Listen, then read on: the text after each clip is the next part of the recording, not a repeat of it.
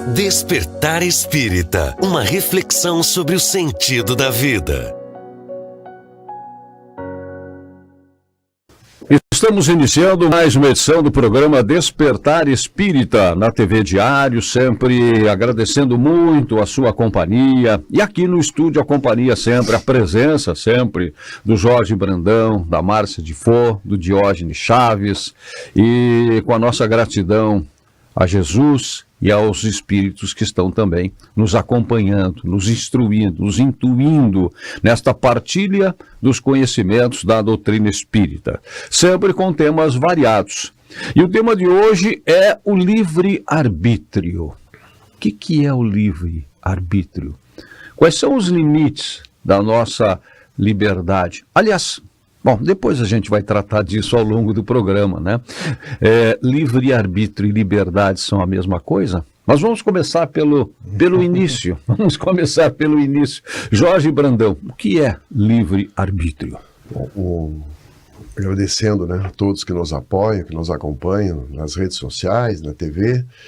A gente está aqui sempre com esse propósito, né, de trazer à luz da doutrina espírita temas que são de interesse nosso, interesse de todos aqueles que nos seguem e também nos pedem muitas vezes, né? Então o tema de hoje, como não poderia deixar de ser, é muito, muito importante, né?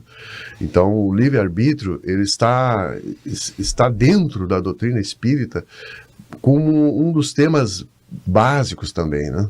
Porque isso se troca essa ideia sobre isso, se discute sobre isso no sentido de dizer, realmente, será que nós temos livre-arbítrio? O que é livre-arbítrio, né? Então, livre-arbítrio é a nossa capacidade de tomar decisões próprias, né? Sem interferência externa, digamos assim. Então, todos nós temos livre-arbítrio. Eu venho aqui defender essa tese, né, que é que o próprio Espiritismo defende. Todos nós temos, mas o livre-arbítrio é limitado ao nosso estágio evolutivo, né? Então, se nós não podemos cobrar o livre-arbítrio, que uma criança tome decisões, né? O meu livre-arbítrio, quando eu era criança, adolescente, jovem, adulto, e agora na maturidade, ele é totalmente diferente, né?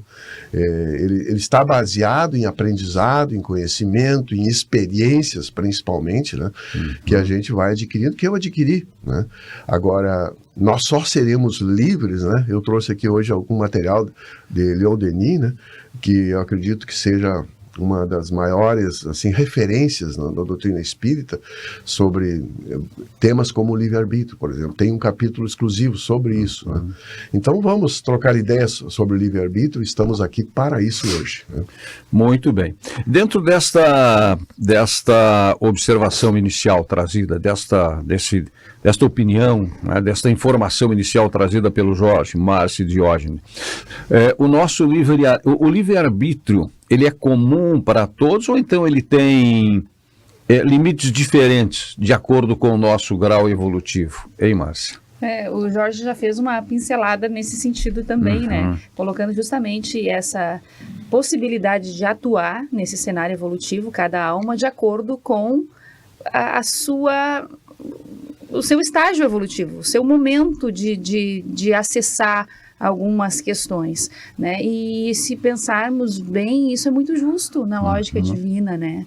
A gente não ser responsabilizado de certa maneira a um nível tão elevado quando a nossa compreensão é muito limitada. Esse exemplo da criança que o Jorge traz, que ela tem ali uma certa liberdade de acordo com a compreensão dela. Imaginemos se nós fôssemos punir uma criança por algum ato equivocado a um nível de que às vezes vai se punir alguém que está deliberadamente atuando, né? Digamos que a criança ali puxe baixa o freio de mão do veículo e o veículo acabe causando um acidente e deliberadamente uma outra pessoa, às vezes alcoolizada, causa esse acidente. Os processos são diferentes, o nível de responsabilização também são diferentes, né? Então, nesse sentido, com certeza. com certeza, a diferenciação. E uma questão que me chama bastante atenção nesse contexto é justamente o questionamento das pessoas acerca do livre-arbítrio, né? Há uma conexão direta com Deus nesse processo e um questionamento. Mas por que Deus permitiu que fulano agisse dessa maneira? Por que Deus permitiu que eu cometesse tal equívoco? E esse questionamento eu já vi inúmeras vezes no atendimento mediúnico. O espírito que vem ali para ser atendido no seu processo de dor e de drama. Que pai é esse que deixou eu atuar e fazer o que eu quis? Me responde. Como ele não me impediu? E esse realmente é um questionamento que temos que buscar um cenário mais palpável ali, uma soma de informações para que tenhamos uma resposta que possa também se acomodar na nossa razão, na nossa consciência, né? Uhum. Então, Diógenes, o livre-arbítrio tem e possibilita ou impõe responsabilidades diferentes? Pois é, né? Esse é o grande desafio da doutrina espírita, né? Porque quando a gente começa a estudar a doutrina, a gente começa a descobrir que a gente tem um livre-arbítrio, né? E a gente começa a perceber que nós precisamos ser responsáveis por nós mesmos, que se a gente não se responsabilizar pela nossa própria caminhada, o processo evolutivo, em tese, não acontece, né? Então, o livre-arbítrio, ele tem esse objetivo, né? De nos dar a liberdade de construir a nossa própria caminhada. Porque daí porque se torna mais justo respondermos por ela. Porque o determinismo, né, infelizmente, ou felizmente, enfim, porque todo o estudo é válido, né, tem alguns neurocientistas que vão dizer, tem alguns estudos que vão dizer que o livre-arbítrio não existe. Né, mas é porque ainda falta essa compreensão a mais do espírito, da espiritualidade, para nos dar essa informação de que o livre-arbítrio não está na mente, o livre-arbítrio está no espírito.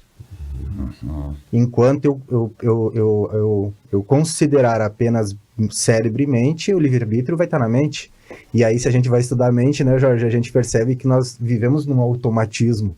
E aí faz sentido, o livre-arbítrio não existe. Mas quando a gente amplia esse olhar e entende que o livre-arbítrio está no espírito e que nós temos essa liberdade de construir a nossa própria caminhada, temos a liberdade de errar, acertar, fazer o bem, fazer o mal, mas também nos responsabilizamos, né? Então, essa autorresponsabilidade, ela assusta muitas vezes, mas é o caminho que nós temos para a gente poder evoluir.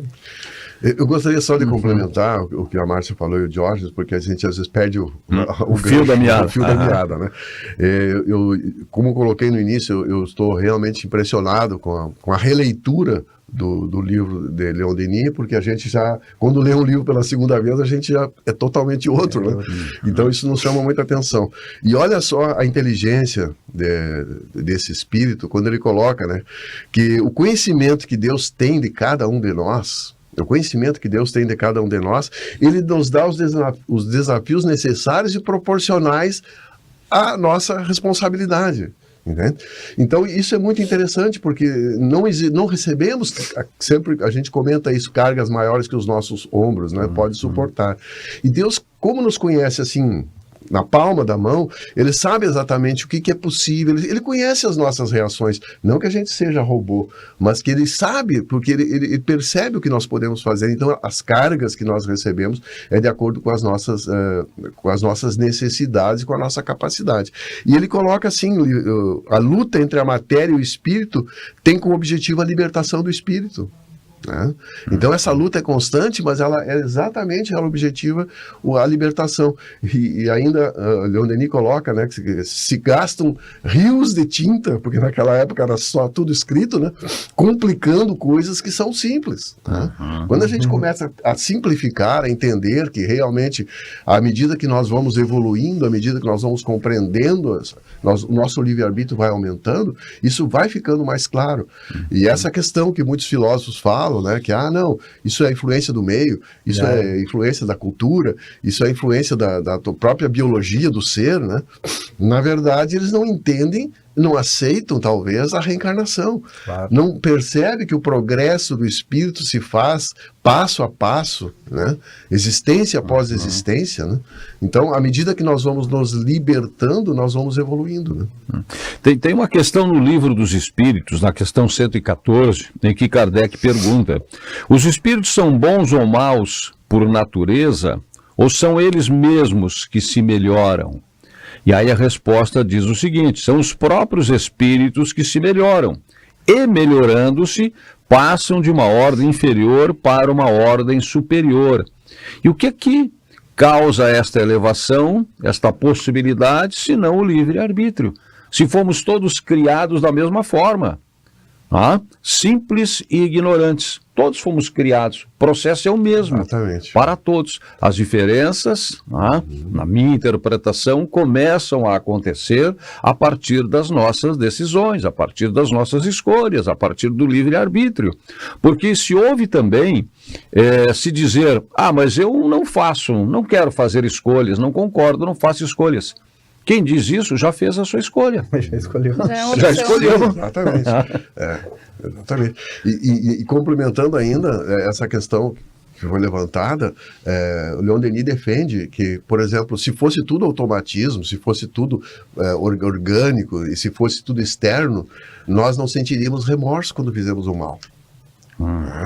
E a nossa consciência trabalhando, a nossa consciência nos dizendo, olha aí, né, olha bem o que tu está fazendo, o que tu fez, né? Então isso derruba, segundo ele, né, e eu concordo plenamente, derruba esses conceitos filosóficos e simplesmente teóricos, né? Tem um neurocientista bastante famoso aqui pelo meio espírita, porque ele é um neurocientista, ele é um neurologista, na verdade, né, que é o Nabur Fakuri. Ele é um pesquisador, só que ele trabalha a espiritualidade junto, né? Então, tem uma frase dele que é um pensamento dele que é muito interessante, que ele fala assim, que vai nos trazer essa ideia de que André Luiz e Emmanuel nos traz, né, que mente é uma coisa e espírito é outra. Né? Ele vai falar que a mente é o produto de uma atividade metafísica que instrumentaliza o cérebro a partir do livre-arbítrio do espírito. Então, a mente é uma atividade, é o produto de uma atividade metafísica. Então, nós já podemos dizer que ela não é produzida pelo cérebro, como alguns neurocientistas dizem, né? Que é o cérebro que produz a mente. Claro, na visão limitada científica nossa ainda, é isso que parece, né? Então, quer dizer, a mente é um produto do espírito. Né? A mente é o software ali, né, que está rodando no hardware cérebro, e o espírito é o programador, é o ser inteligente que está por trás. A grande questão que confunde é que essa mente, ela é um padrão, que ela padroniza os nossos comportamentos, ela padroniza os nossos pensamentos, né? Então nós produzimos muitos pensamentos automáticos que a gente muitas vezes não tem consciência desses pensamentos. A Márcia me fala alguma coisa, eu fico com raiva, vou ali e pego no pescoço dela, depois eu me arrependo. Esse impulso é fruto desse automatismo, só que daí quando eu me arrependo, eu começo a refletir, de onde é que vem essa reflexão? Do espírito. Que é a própria consciência. Que é a própria consciência. Não, infelizmente não tem como botar a consciência no microscópio eletrônico, né? Por isso que tem essa dificuldade.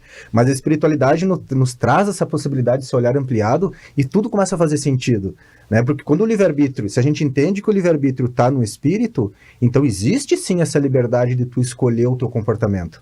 Né? É claro que tem que haver um esforço muito grande para te desenvolver essa autoconsciência, que é como vocês trouxeram aqui, né? Que o livre-arbítrio é uma construção.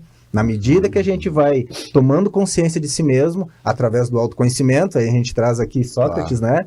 Através do autoconhecimento, a gente vai conseguindo desenvolver mais o livre-arbítrio, né? Ele vai jogando mais ao nosso favor, né? Na medida que a gente evolui. E o Emmanuel coloca algo muito, muito importante também, que o uso do nosso livre-arbítrio, um dos momentos mais importantes do uso do nosso livre-arbítrio é antes de reencarnar.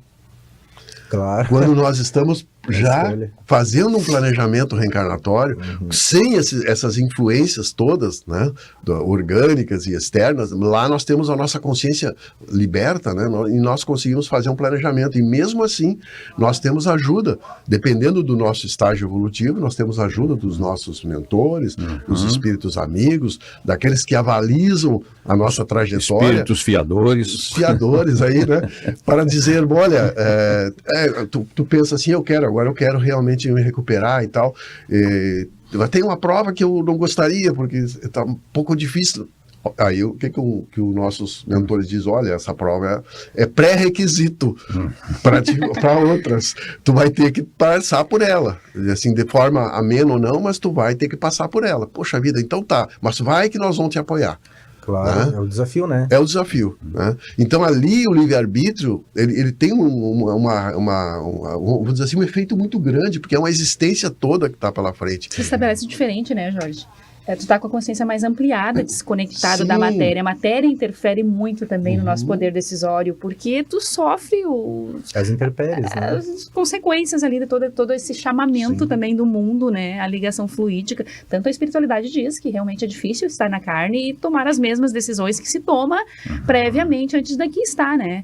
Então a gente tem relatos na literatura espírita sobre isso, inclusive espíritos já numa condição diferenciada em outros orbes, às vezes, em outros planetas, sendo advertido pela espiritualidade. Olha, tens consequência que estará sujeito às leis da carne, às leis da matéria, né? E isso aconteceu realmente em inúmeras situações. Às vezes o espírito vira a tarefa aqui, ficar mais um tempo aqui, mais um tempinho antes de retornar por conta da matéria. Realmente o quanto é difícil, desafiador aqui. E o ambiente também é um desafio. Sim. Um espírito que nasce num ambiente totalmente adoecido. Sim, Não é um simples. ambiente que Não vai é ter- qualquer lar que a te gente vai. provocar. Por isso é um mundo de provas, né? Claro. Por isso é um Nós mundo de temos. provas. Mas, por exemplo, na espiritualidade, tu tem a comunicação que tu vai ter um filho amado teu, uma filha que vai desencarnar. É diferente lá, porque lá tu sabe que o retorno é certo. Aceitação. Tu sabe da necessidade disso acontecer. Tem sentido, né? Tu enxerga. Tudo faz sentido. Aí tu diz, não, então, vamos lá. Aqui, Se esse é o preço. esse é o preço, eu vou pagar. E aí, aqui é claro, se tu não tá espiritual, se tu não conseguiu a compreensão, se tu não buscou evoluir, tu vai sofrer muito mais. Claro. Ah, sim. Tu vai sofrer. É porque nesse momento eu imagino, né, eu acredito, não imagino, eu acredito que a gente tem a visão do passado, tá, e a consciência do que está por vir. E às vezes eu digo, o profeta não é sábio só pela capacidade de prever o futuro, mas porque ele conhece o passado.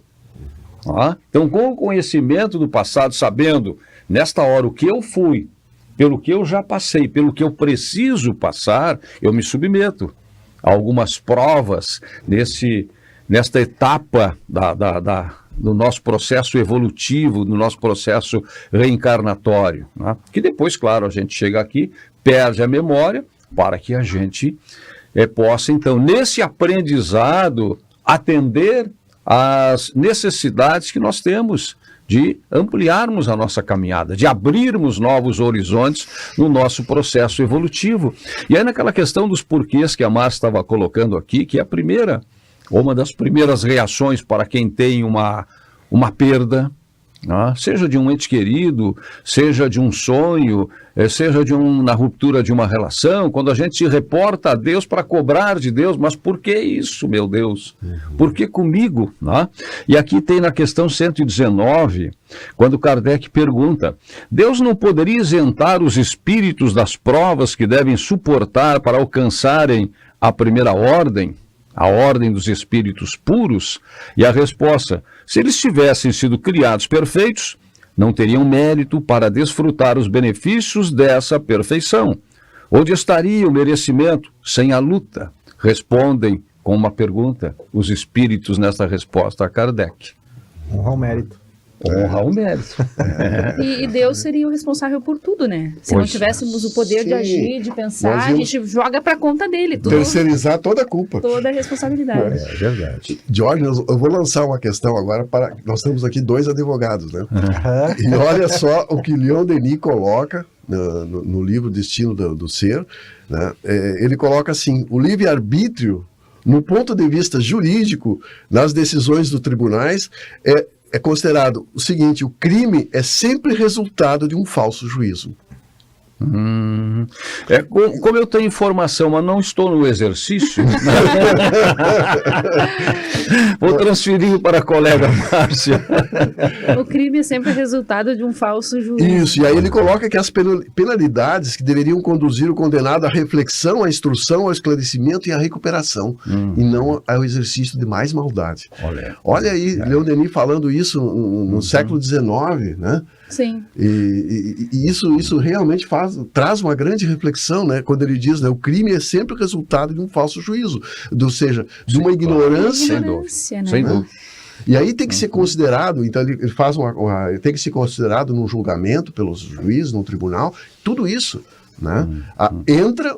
Até que ponto ele poderia usar o livre-arbítrio ou não. Sim. Claro. E temos isso, né, na nossa lei hoje, Sim. favorecendo também, atenuando né, os processos em julgamento também, justamente com relação à identificação das fragilidades, o que levou determinado indivíduo. O desespero, muitas vezes, nos leva a um estado de consciência alterado que nos favorece um cenário conflitante ali, e tudo isso sopesa, sim, numa decisão.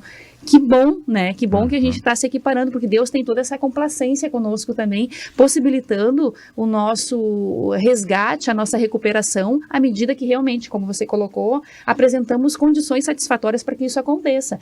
Certa vez, Raul Teixeira, num diálogo com o Chico, jovem ainda, ele, num debate lá, ele vem fazer um questionamento, naqueles momentos em que Chico ficava posterior ao trabalho, com aquele grupinho mais seleto ali para trocar nessa intimidade algumas informações, e ele se atreveu, jovem ainda, a fazer um questionamento, porque ele se lembrava de um episódio do circo, no Rio de Janeiro, quando aquela turba toda de pessoas acabaram vindo a óbito por conta do incêndio, né? E ele acabou não entrando junto naquele circo por detalhe, porque ele estava preparado para ir, ele queria ir. Então ele se questionou, por que tanto tempo depois? Porque depois vieram informações de quem eram aquelas almas, aquele contexto todo, um resgate de muitos séculos atrás. E aí ele questionou a Chico, por que tanto tempo depois esse resgate aconteceu agora, passado tantos séculos? E aí o Chico assim, meu filho, é porque Deus não dá ponto sem nó.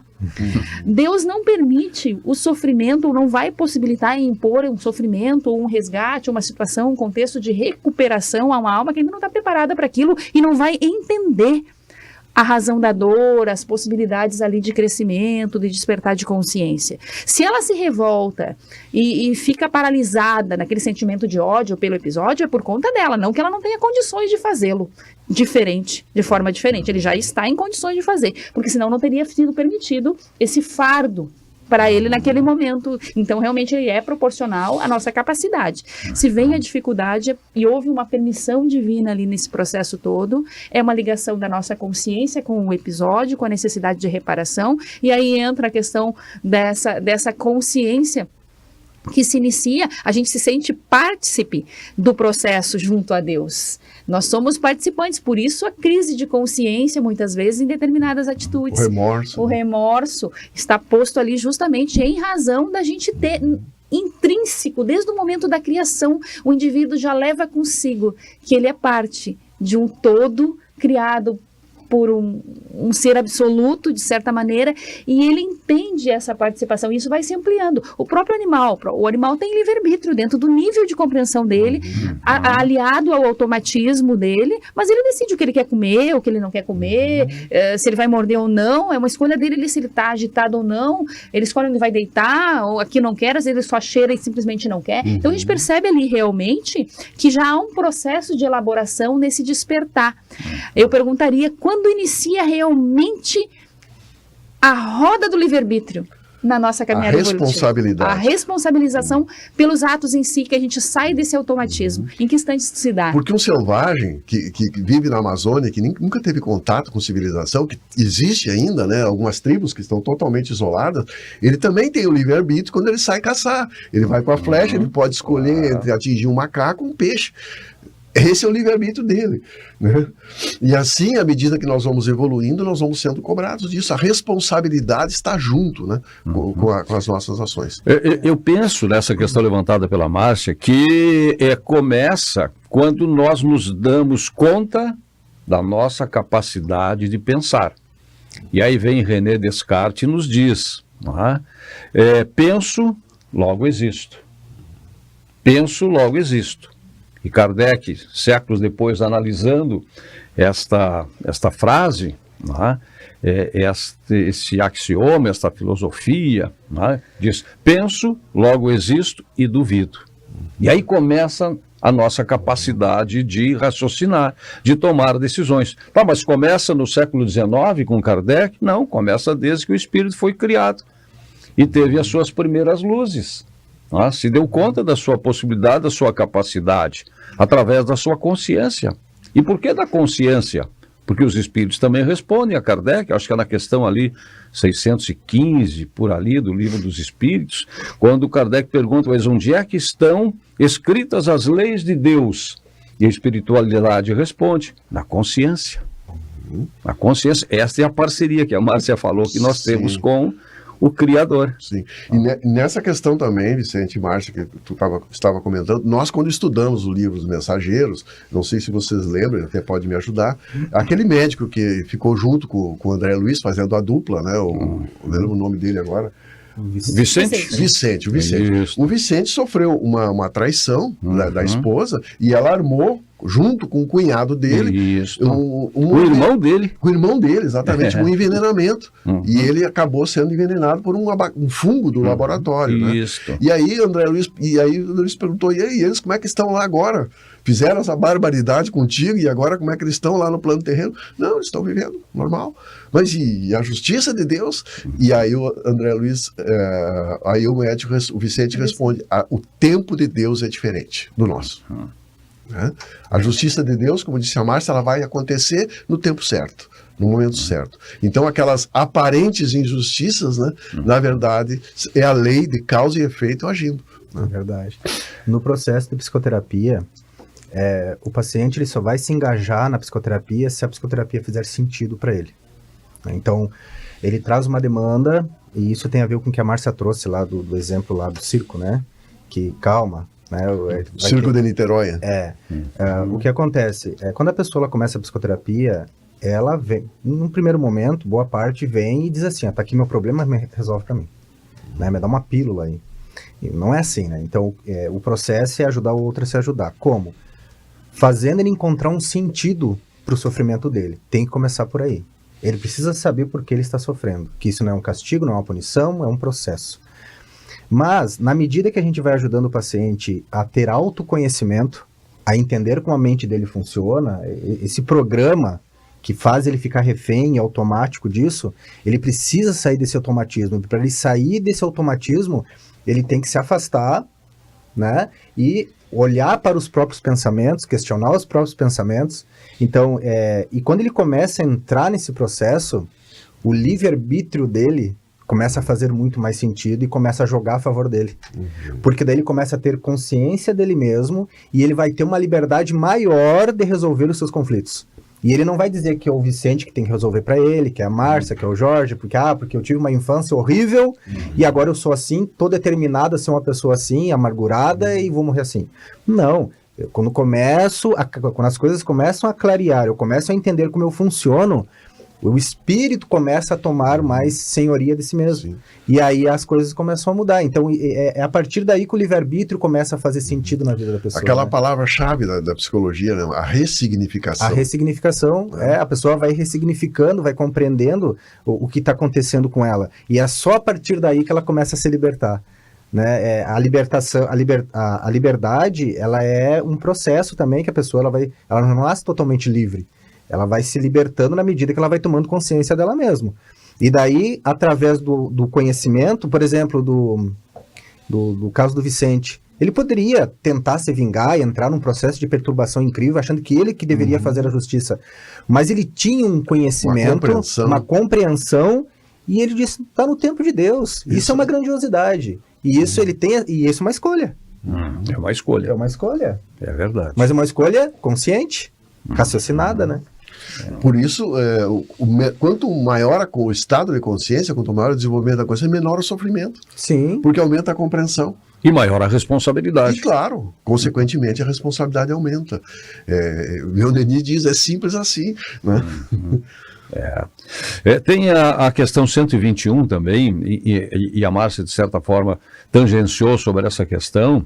E aí eu me reportei aquela pergunta que um irmão me fez depois de uma palestra, no Lar de Joaquina, acho que eu já relatei esse fato aqui. Terminei a palestra, ele veio perguntar para mim, por que as pessoas são diferentes? O que existem, né? Pessoas bem resolvidas, pessoas perdidas, pessoas que nascem em berço de ouro, pessoas que nascem na maior pobreza, né? E aí, revendo várias das questões, e para a gente ter também uma dimensão da importância do livre-arbítrio, a questão 121 de, opa, está aqui a resposta. Se eu voltar lá, ele estiver lá de novo, eu tenho uma resposta melhor. Acho que a que eu dei na hora ali. Por que certos espíritos seguiram o caminho do bem e outros do mal? A Kardec pergunta, e a espiritualidade responde, não têm eles o livre-arbítrio? Então, o que faz a diferença é o livre-arbítrio. Claro que a gente tem que ter a dimensão do nosso processo reencarnatório, do que nós fomos, do que nós semeamos e do que nós estamos colhendo. E tudo é fruto do livre-arbítrio. Deus não os criou maus, criou os simples e ignorantes, isto é, com aptidão tanto para o bem quanto para o mal. Aqueles que são maus, assim se tornaram por sua vontade, ou seja, por suas escolhas. Pelo livre-arbítrio. Muito importante isso. Eu não sei se temos tempo ainda ou vamos passar para... Vamos chamar um intervalo, né, que é bem rapidinho, em seguida a gente retoma esse tema aí com várias questões ainda, muito interessantes com certeza. O Despertar Espírita já volta. Despertar Espírita, uma reflexão sobre o sentido da vida. Escolha um novo jeito de cuidar do seu dinheiro. Escolha um cartão que é aceito no mundo inteiro. Escolha taxas mais justas de quem não vive às custas de ninguém para prosperar. Escolha cooperar. Olha, o futuro se desenhando. Já imaginou todo mundo cooperando? Escolha um futuro melhor para todos. Escolha cooperar. Escolha Unicred. Chegou o Clube D+, o clube de vantagens do assinante do Grupo Diário. Nele, você tem muito mais descontos em restaurantes, lojas, cinemas, academias, farmácias e muito mais. Vencer mais. Assine agora pelo WhatsApp 55-3213-7272 ou pelo site do Diário. Clube D+, muito mais vantagens para você.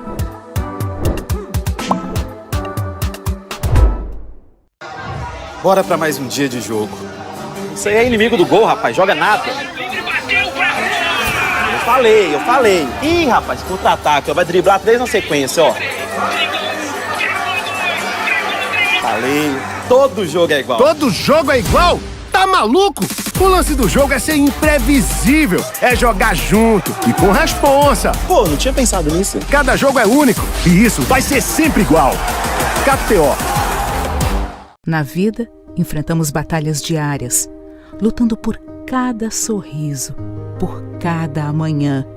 Nós, da Casa Maria, estamos aqui para apoiá-los a cada passo na jornada pela vida. Ajude a Casa Maria. Sua doação leva muito mais que amparo. Leva fé e esperança para quem mais precisa.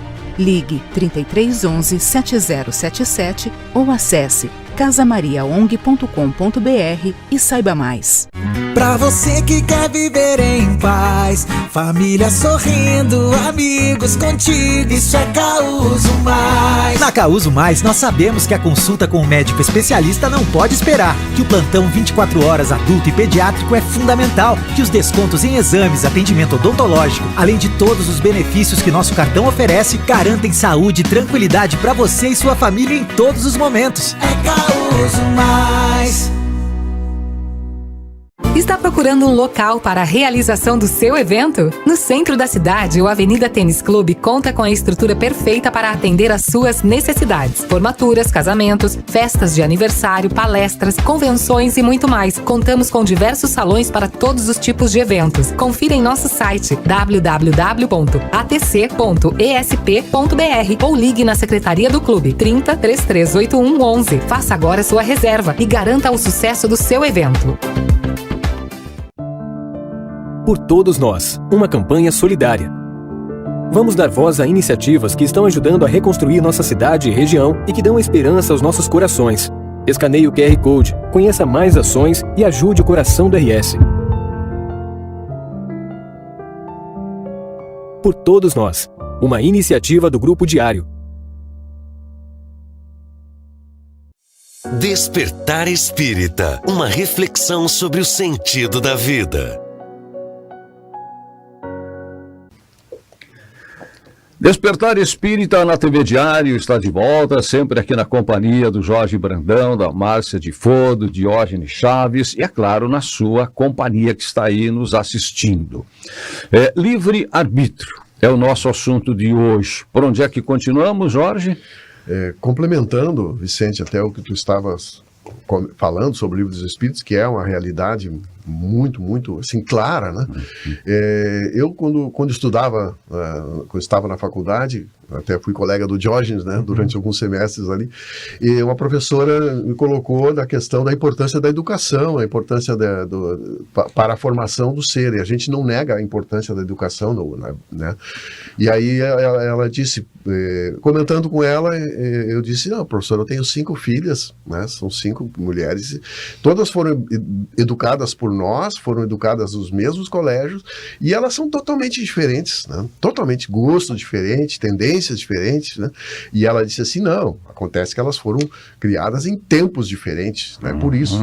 Eu digo, mas então a senhora me explica só uma coisa, eu tenho gêmeas. E elas são totalmente diferentes, com gostos, com virtudes, com defeitos, né? E aí ela não teve o que responder, né? Vai embretando. Essa foi boa. Então é o que nos torna individuais, né? A possibilidade de atuar no cenário por nossa vontade própria.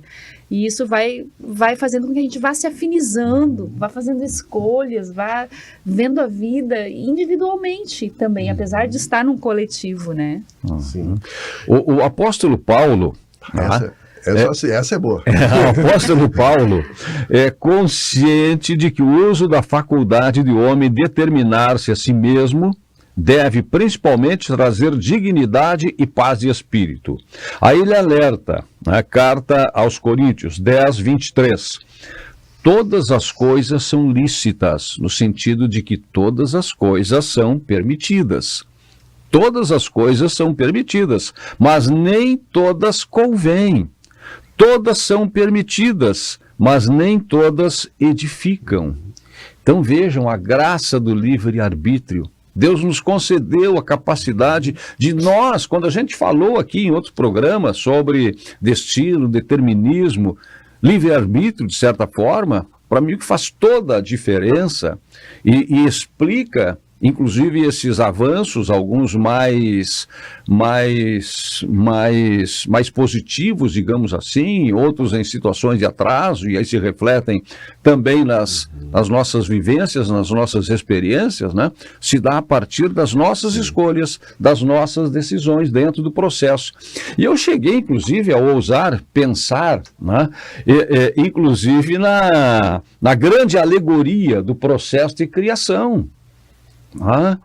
Em que a maçã, coitadinha da maçã, paga até hoje o preço do pecado original. Sim, é uma terceirização da culpa. Pois é. Quer dizer, ali foi colocada o livre-arbítrio. E as escolhas foram feitas. E as escolhas foram feitas.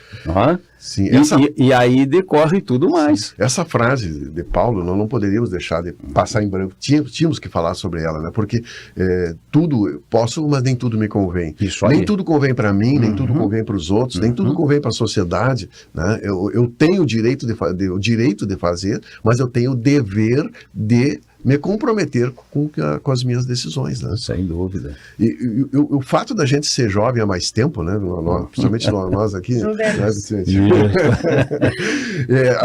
Acontece muitas coisas que nos marcam. E eu gostaria de contar resumidamente aqui uma história que me marcou bastante. Em Itaara, há mais de uma década atrás, houve uma tempestade de granizo, né? Não sei se tu lembra. Sim, lembro dessa tempestade que houve assim. O pessoal foi lá para o ginásio. Isso, houve destruição de várias casas, mas eu estava naquele dia lá. Né? E aí, claro, eu fui para uma loja de material de construção, porque tinha quebrado várias telhas, e o movimento era tão grande que eles arrumaram um banco assim, com fichas, para as pessoas ali, porque todo mundo queria comprar telha, E um senhor sentou ao meu lado e começou a me contar. E disse assim, poxa vida, me destruiu uma parte da minha casa lá, mas a situação, olha só, ele disse, a situação do meu vizinho está desempregado. Ele perdeu uma filha não faz muito tempo e a mulher dele agora está com câncer. Ele disse assim, se eu fosse meu vizinho, eu me ia às cordas. Né? O que seria eu ir às cordas? Eu me ia suicidar, né?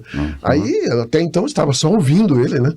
Eu disse assim, mas o senhor tem consciência das consequências do suicídio? E ele me olhou assim e disse assim, olha, eu não sei e não quero saber, porque a ignorância para mim é um conforto. Olha aí, ó.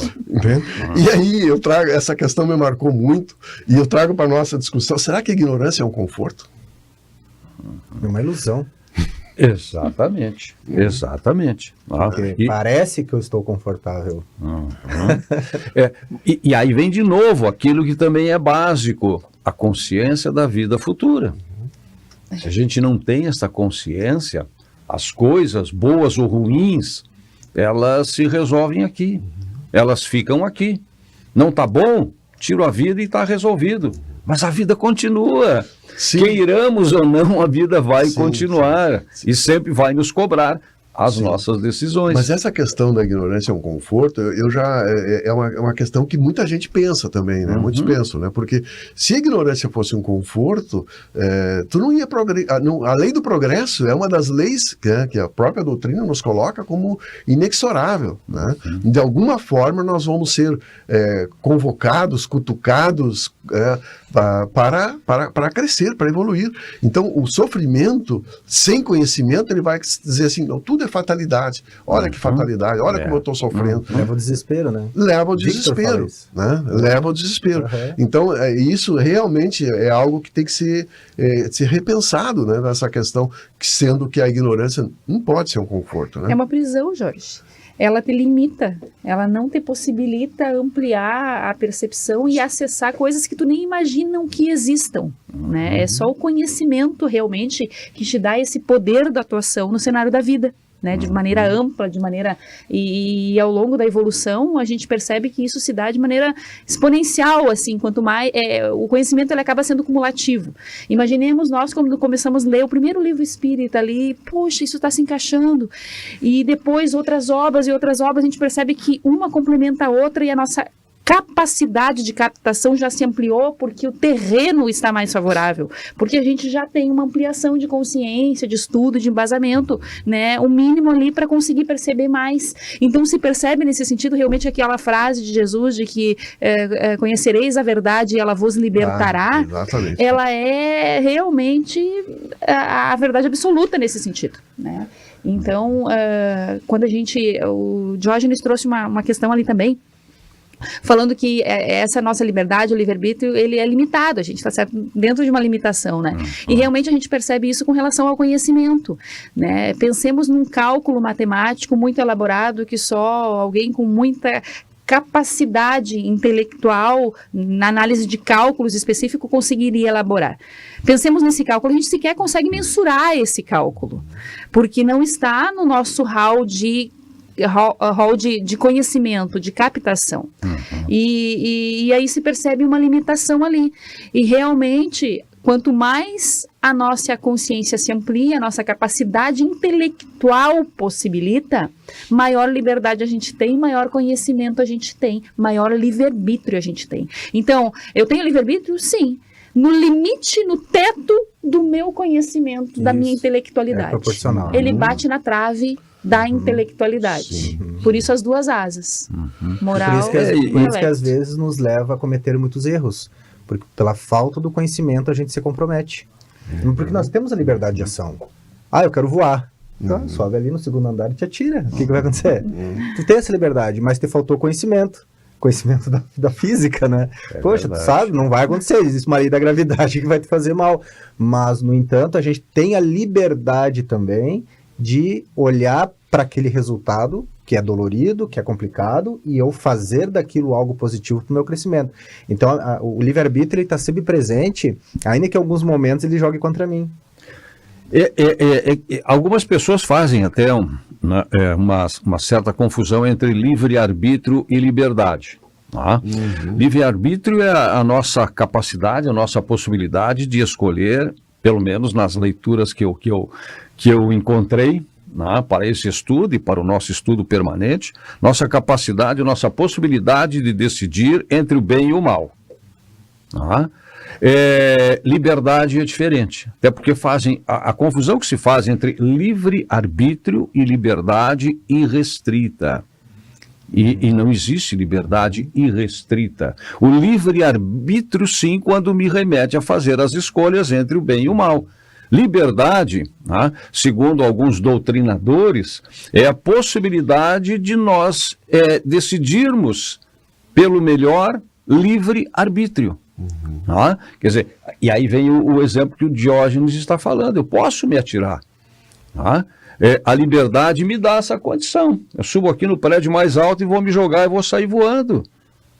O livre-arbítrio vai me dizer, não é tudo isso. Nossa capacidade de escolha é entre o bem e o mal. Sempre será entre uma coisa e outra, né? E Santo Agostinho, que escreveu um livro, que foi... Foi ele que falou isso. Foi ele que falou isso aí. Em 395, a data do livro, ano de 395, Santo Agostinho escreveu um livro, era Libero Arbítrio, ou coisa assim. Eu escrevi aqui para não errar, tá aqui, ó. Libero Arbítrio, exatamente isso. Foi uma obra de autoria de Santo Agostinho, livro que tem data de 395. Ele elabora algumas teses a respeito da liberdade humana e aborda a origem da lei moral. E tudo vai estar centrado na lei moral. Por isso essa diferença entre livre-arbítrio e liberdade irrestrita. Temos a capacidade de optar, temos a capacidade de escolher, mas de arcar sempre com as consequências. Muito, muito importante mesmo. No livro, de novo, eu volto aqui com o livro O Destino do Ser, o Problema da Dor, né? Uma frase para nossa reflexão aqui, de todos que estão conosco, nos acompanhando nesse momento, onde ele diz assim: o espírito só estará verdadeiramente preparado para ser livre no dia em que as leis universais, que lhe são externas, se tornarem internas e conscientes, em razão da sua própria evolução. Então, chegará a um nível de moralidade em que ele se possui, se domina e governa plenamente a si mesmo. Então, eu uso bem meu livre-arbítrio, eu posso usar tão bem meu livre-arbítrio que eu tenho a liberdade de não fazer algo. Por mais bonito, por mais, vamos dizer assim, prazeroso que seja, não faço. Tu não tem liberdade? Eu tenho, eu estou exercitando a minha liberdade. Eu não estou fazendo aquilo que não é bom para mim. Então, assim, eu posso dizer que a liberdade é uma condição que o espírito tem de seguir pela direita ou pela esquerda. E o livre-arbítrio é o poder de escolha. Sim. Qual que me convém? À vontade, qual que me convém? É esquerda ou direita? E aí o que acontece? Se falta na medida que ele vai desenvolvendo a inteligência dele, ele vai buscar o caminho mais adequado. Discernir. Lógico, a compreensão, a evolução moral, né? Ele vai verificar na hora as consequências. Ele vai saber das consequências, né? Então isso faz com que ele evite muito sofrimento. As pessoas dizem às vezes, eu sou livre para fumar à vontade.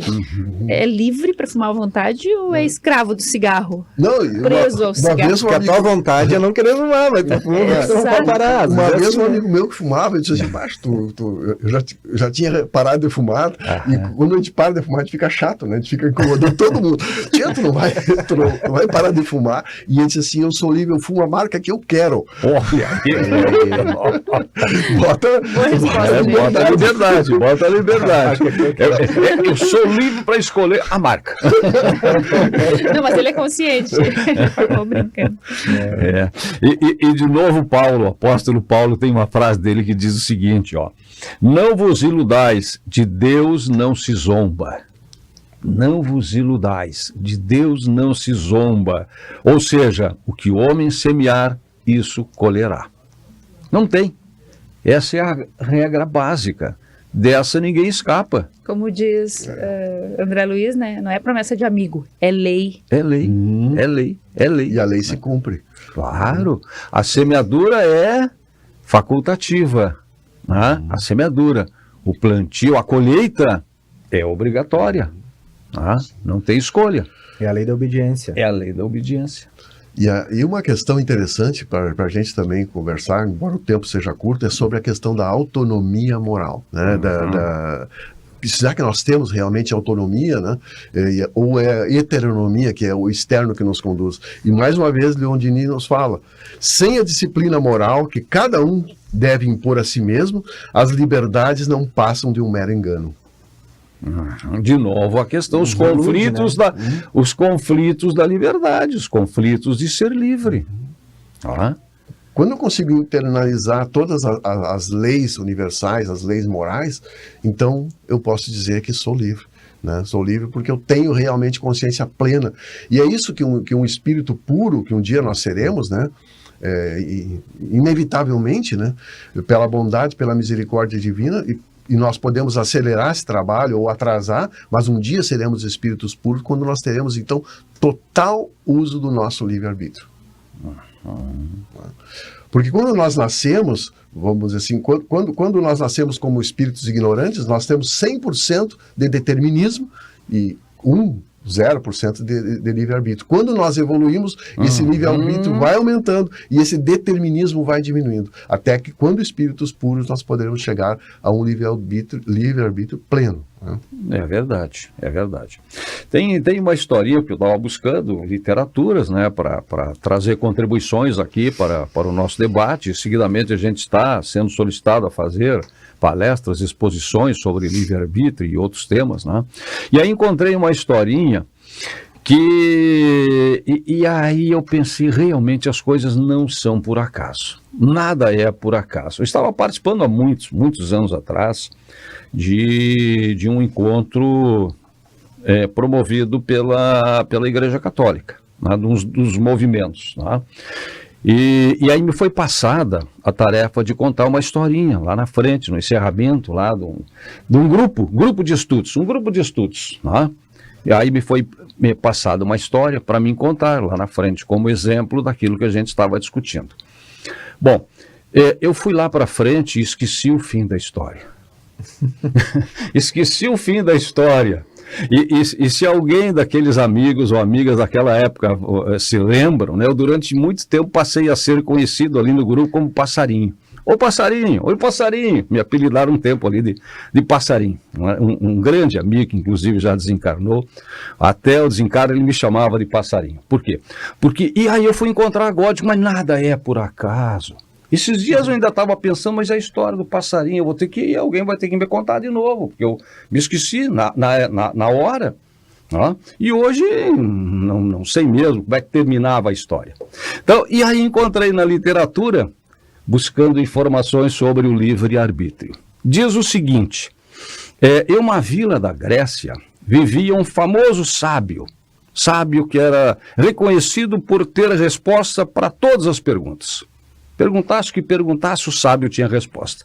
Aí um dia um jovem adolescente, conversando com um amigo, disse, eu vou enganar esse sábio. Eu tenho como enganar o sábio. Vou pegar um passarinho, vou esconder na minha mão e vou chegar diante do sábio e vou fazer a seguinte pergunta. Vou perguntar para ele se o passarinho está vivo ou está morto? Está vivo ou está morto? Se ele disser que está vivo, eu aperto o passarinho, mato e deixo ele cair no chão. Tá? Se ele disser que o passarinho está morto, eu abro a mão, o passarinho vai sair voando e eu vou provar que ele se enganou. Eu vou enganar o sábio. E foi preparado. Tá? Chegou na frente do sábio e fez a pergunta. Aí o sábio olhou serenamente para aquele jovem e disse só o seguinte, meu jovem, a resposta está em suas mãos. E foi essa a conclusão que eu me esqueci na hora e que agora reencontrei, né? Meu jovem, a resposta está em suas mãos. E esse é o livre-arbítrio. A resposta sempre estará em nossas mãos. E a gente sempre querendo enganar Deus, né? Exatamente. Eu queria enganar o sábio. Queria enganar o sábio. Isso comprova, né, que nós somos obreiros da nossa própria liberdade. Todos nós. Né? E isso me lembra, estava lendo agora, estava me lembrando, tem muitas pessoas, muitos jovens e adultos, né?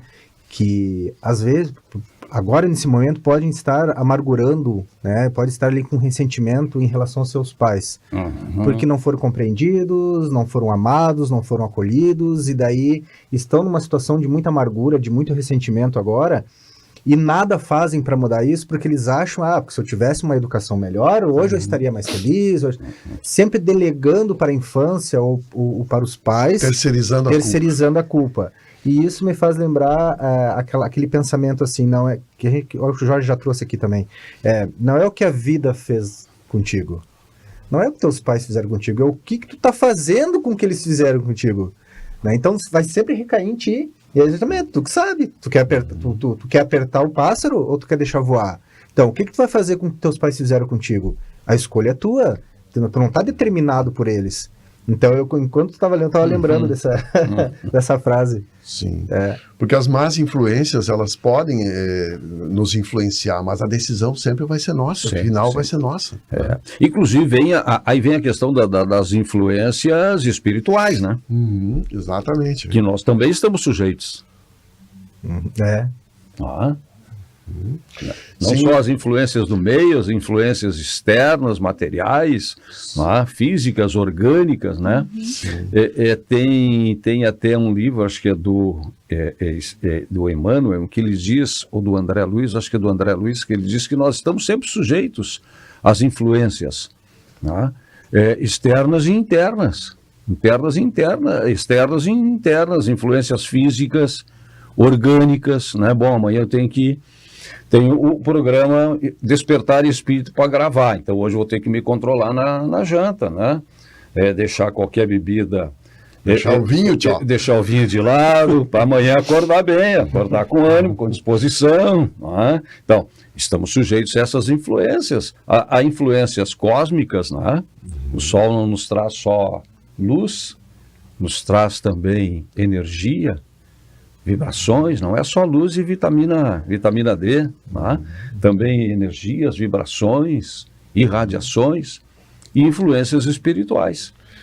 Nessa questão, Vicente, que tu falou, eu lembrei agora de uma questão do Livro dos Espíritos, se alguém souber o número da questão, pode me falar aqui, me ajudar, onde Kardec pergunta, né, que se nós temos um pensamento pesado, negativo, e somos influenciados pelos espíritos, se nós elevar os pensamentos, essa influenciação para, e o que os espíritos respondem? Sim, nosso pensamento determina, mas como o gato espreita o rato, se nós baixarmos, ela volta. Tá? Bem assim colocado, né? Eu achei tão interessante isso, né? Assim como o gato espreita o rato, se nós cairmos de novo, essas más influências voltam. Vigiai e orai. Por isso que Jesus colocou o vigiai até na frente do orai. Na frente do orai. É verdade. A logoterapia, que foi uma abordagem psicológica criada por Viktor Frankl, ela é sustentada por 3 pilares, né? Que é a vontade, liberdade de vontade, ou seja, nós somos livres para agir e para tomar decisões.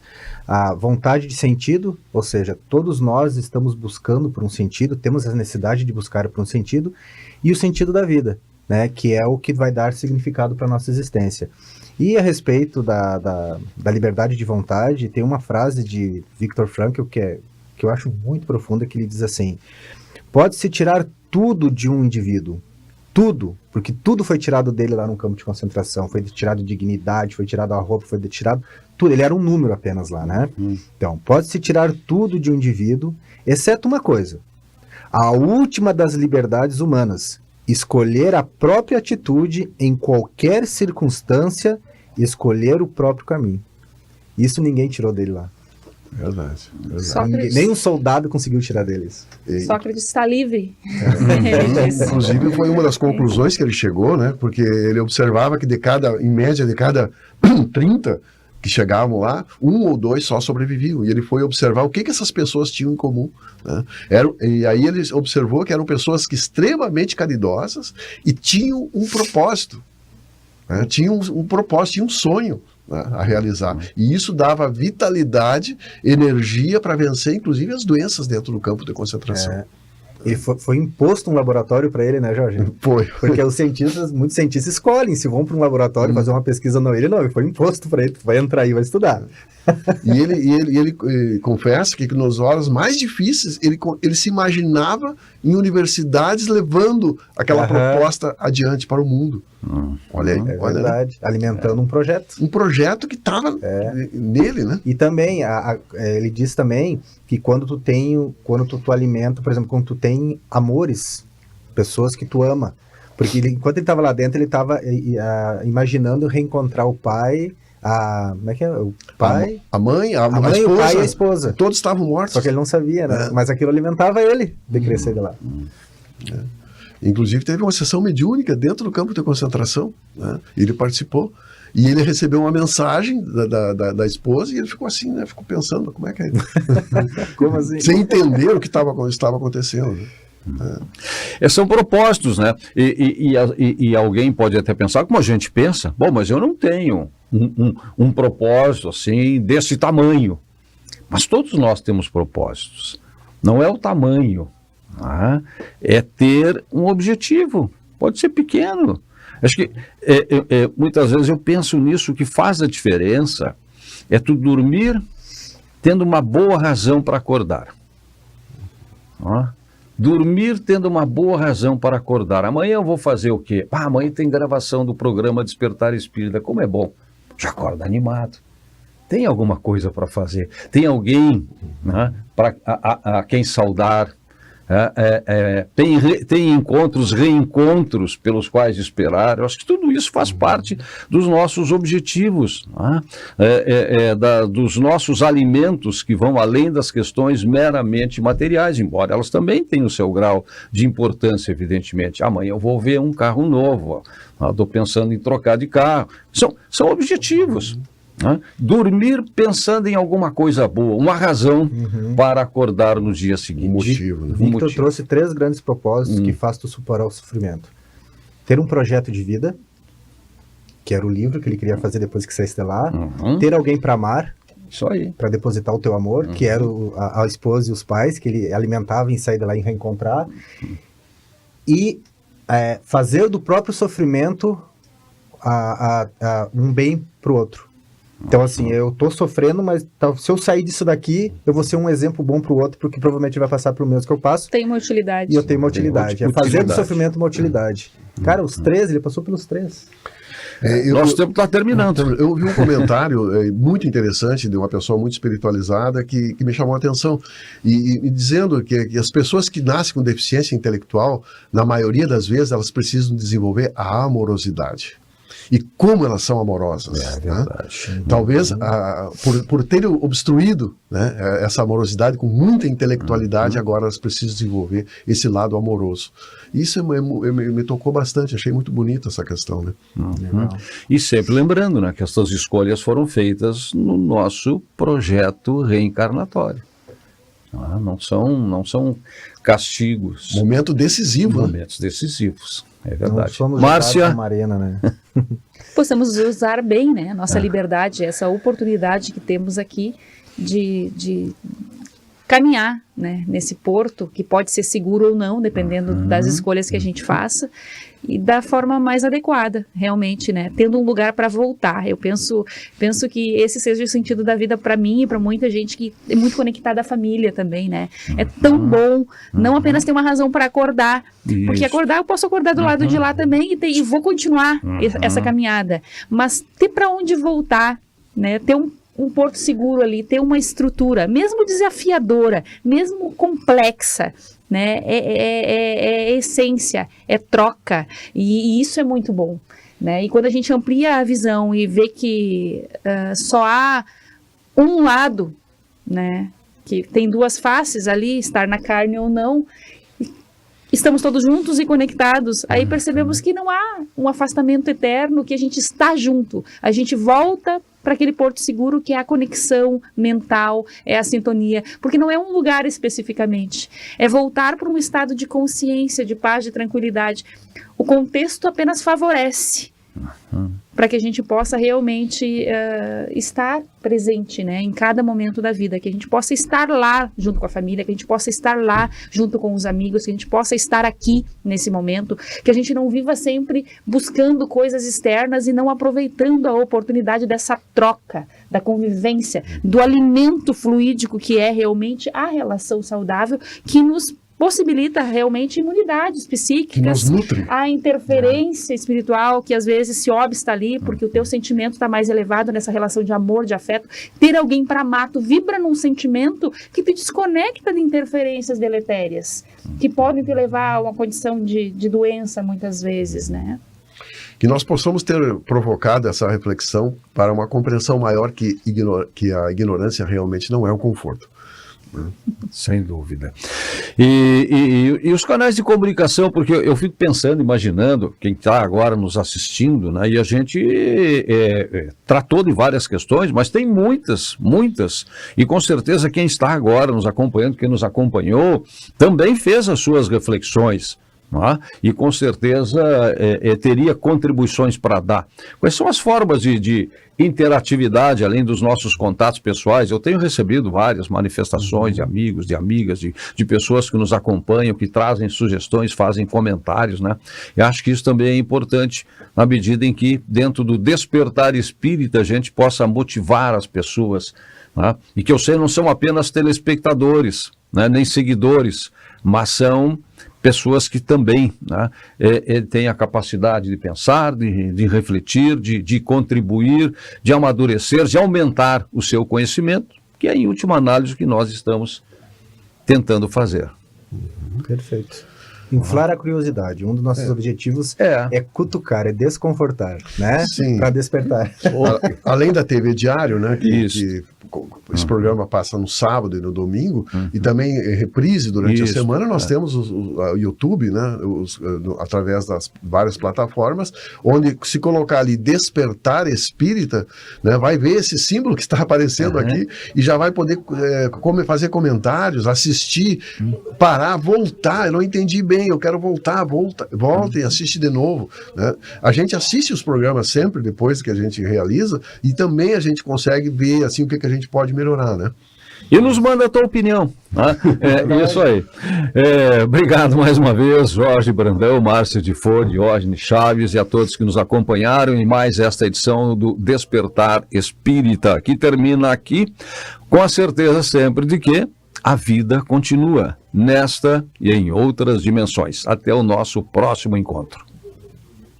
A Sociedade Espírita Estudo e Caridade, Lar de Joaquina, possui uma estrutura dinâmica, com um conselho deliberativo, o presidente e 4 vice-presidências, sendo a primeira destinada ao espiritismo, a segunda, destinada ao Lar de Joaquina, ensino e assistência social, a terceira, destinada à administração e finanças, e a quarta, destinada ao patrimônio e segurança, todas trabalhando harmonicamente de forma integrada, cada uma com diversos departamentos afins, onde se destaca o departamento de geração de rendas, formado pelos setores de arrecadação, tais como brechó, livraria, risoto, artesanato, alimentos, sócios efetivos e cooperadores, entre outros, todos destinados à sustentabilidade da instituição.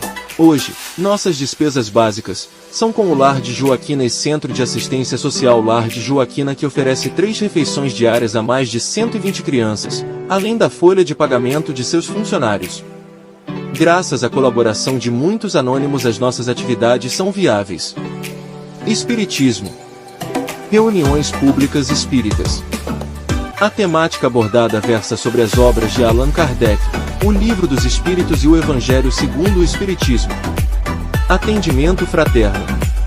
O serviço de atendimento fraterno através do diálogo recebe fraternalmente a pessoa, proporcionando-lhe a oportunidade de expor livremente em caráter privativo suas dificuldades. Grupos de estudos. Para participar dos grupos de estudos deve-se observar alguns requisitos: ter interesse em estudos e pesquisas espíritas, frequentar regularmente por, no mínimo, 6 meses as reuniões públicas da SEEC ou outra instituição espírita, participar de entrevista com membros do Departamento de Cultura Espírita da SEEC, ter participado de curso de básico ou de introdução ao espiritismo na SEEC ou em outra sociedade espírita. Hoje o Lar de Joaquina possui uma estrutura dinâmica, com 2 coordenadorias. Uma de ensino, representada pela Escola de Ensino Fundamental Lar de Joaquina, responsável pela educação formal, e outra de assistência social, denominado Centro de Assistência Social Lar de Joaquina, responsável pelas várias oficinas e de atividades educativas. As diversas atividades se desenvolvem através de projetos e subprojetos que atendem aos regimes apoio socioeducativo, onde se destacam a valorização da vida, com palestras formativas com o objetivo de auxiliar de certa forma no resgate da cidadania. Todas as atividades são oferecidas de forma gratuita aos alunos e familiares, com a colaboração de um grande número de profissionais voluntários que se acham envolvidos na orientação e realização das tarefas nas diversas áreas de atuação, além de estagiários e funcionários da entidade. SEEC Lar de Joaquina, 97 anos. Despertar Espírita, uma reflexão sobre o sentido da vida.